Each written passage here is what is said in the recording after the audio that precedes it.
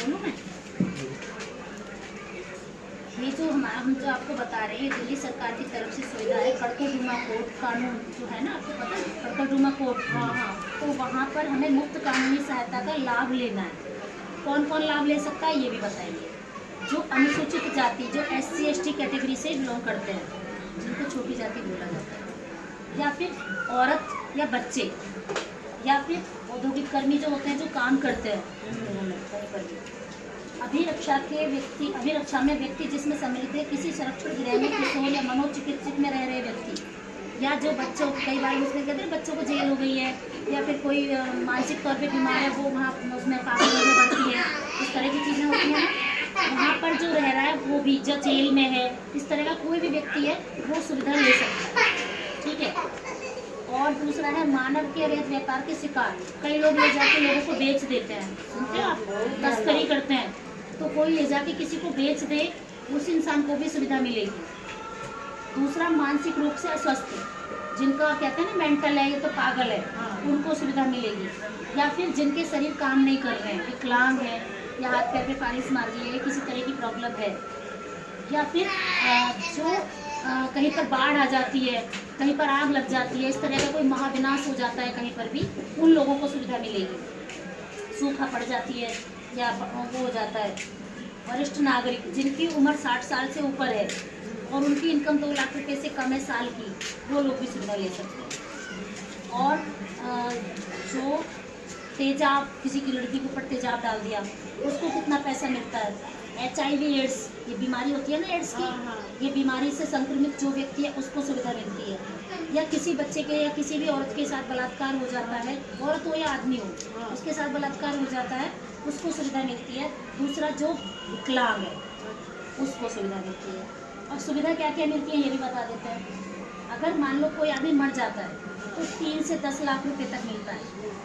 दूसरा सामूहिक बलात्कार अगर हो जाता है, सुनते हैं ना कि 2 लोगों ने बलात्कार करा कि 4 लोगों ने, एक से ज़्यादा जब कोई बलात्कार करता है तो वो सामूहिक बलात्कार है। बलात्कार होने पर भी 4 से 7 लाख रुपए मिलते हैं।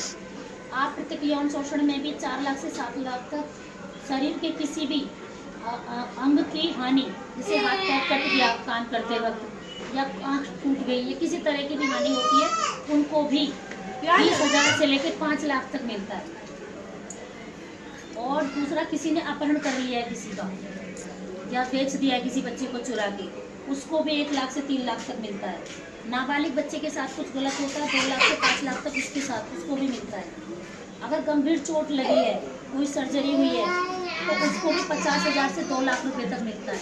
आपने आज तक कभी लाभ नहीं है कि ऐसा थोड़ी हमारे साथ ये चीज़ें हुई हैं, कभी चोट भी लगी है, कभी किसी के साथ कुछ भी हुआ है, पर हम लाभ नहीं ले पाते क्योंकि हमें पूरी जानकारी नहीं है। अगर कोई आता भी है ऐसे ऐसे बांटते चले जाते हैं, पूरी तरह से बताते नहीं है इसका मतलब क्या है ना।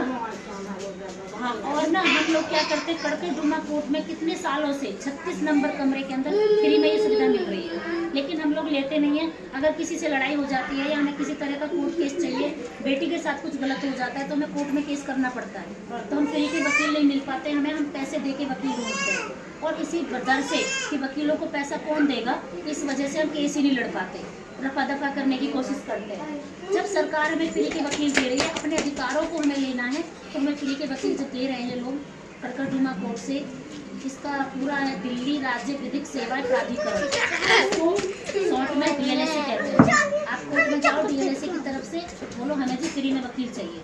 औरत कितना भी कमाती हो उसको फ्री में वकील मिलेगा। बच्चे कितना भी कुछ करते हो बच्चों को भी फ्री में वकील मिलेगा।